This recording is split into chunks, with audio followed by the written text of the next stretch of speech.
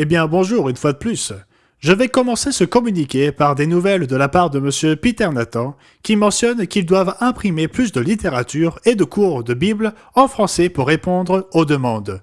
C'est donc une bonne nouvelle.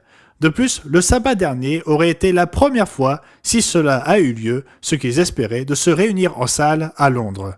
Cela fait maintenant plus d'un an qu'ils ont des assemblées en ligne. Le sabbat dernier aurait été le premier sabbat depuis mars 2020 où la congrégation de Londres a pu se réunir en personne. Et même à ce moment-là, la taille de la congrégation étant limitée, les membres doivent établir un roulement pour pouvoir se réunir sur place afin de respecter les règles en vigueur. Et bien sûr, puisque nous nous réunissons dans des salles louées, nous devons suivre ces règlements à la lettre. Nous n'avons pas nos propres bâtiments et nous n'avons pas le choix d'enfreindre ces règlements. En Afrique du Sud, en revanche, le président Cyril Ramaphosa s'est adressé à la nation sud-africaine dimanche soir. Encore une fois, cela remonte à une semaine. Il a annoncé que le pays passerait en alerte 4 au coronavirus à partir de lundi dernier, ce qui signifie que tous les rassemblements, y compris les assemblées confessionnelles, sont interdits. Les seules exceptions sont les obsèques, qui sont limitées à 50 personnes et à certaines contraintes de temps. Cette mesure sera en vigueur jusqu'au 11 juillet, puis elle sera réexaminée. Le problème est dû à ce variant Delta qui fait des ravages dans certains endroits du monde. Il est à l'origine de nombreuses hospitalisations dans certaines de ces régions, qui doivent fermer leurs portes pour ne pas submerger le système de santé. Du moins, c'est ce qu'on nous dit. Les secteurs de Johannesburg et de Pretoria ont été particulièrement touchés et 7 de nos membres y ont récemment contracté le coronavirus, dont au moins 2 très sérieusement.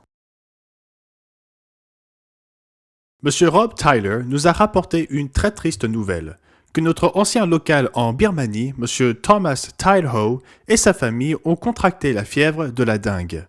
M. Tyle a eu une attaque cérébrale et il est décédé en début de cette semaine. Nous en sommes fort attristés. J'ai eu l'occasion de rencontrer Thomas Tylho en février dernier, en février 2020, lorsque j'étais en Thaïlande. Il était venu de Birmanie avec plusieurs autres personnes. Et je fus très impressionné par M. Thomas, comme on l'appelait. C'était un homme merveilleux, âgé d'environ 80 ans. Je pense qu'il avait environ 81 ans à l'époque. Je suppose qu'il avait environ 82 ans quand il est mort, peut-être 83. Je n'en suis pas sûr. Quoi qu'il en soit, je fus vraiment impressionné par lui. Il était si enthousiaste à l'idée de rencontrer l'évangéliste en charge de l'Église du Dieu vivant.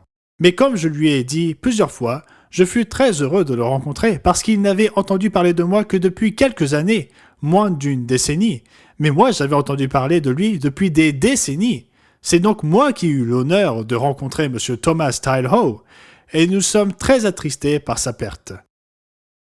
Veuillez prier pour sa famille qui a également contracté la fièvre de la dengue, et pour le chagrin des frères en Birmanie, parce que c'est une grande perte pour les frères et sœurs là-bas. Ici, à Charlotte, le service du courrier a traité plus de 120 000 envois au cours du mois de juin. Cela n'inclut pas la revue du Monde de demain, mais il s'agit de lettres et de publications que nous expédions. Pour l'année en cours, nous avons expédié plus de 820 000 envois au cours des 6 premiers mois de l'année. Donc c'est aussi une très bonne nouvelle. Donc c'est à peu près tout. Je vais partir pour le camp d'été dans une semaine. C'est ce qui est prévu en tout cas au Texas. Nous apprécierons donc vos prières à ce sujet.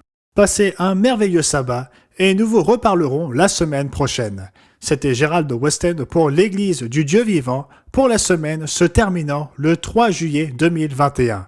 Passez un merveilleux sabbat.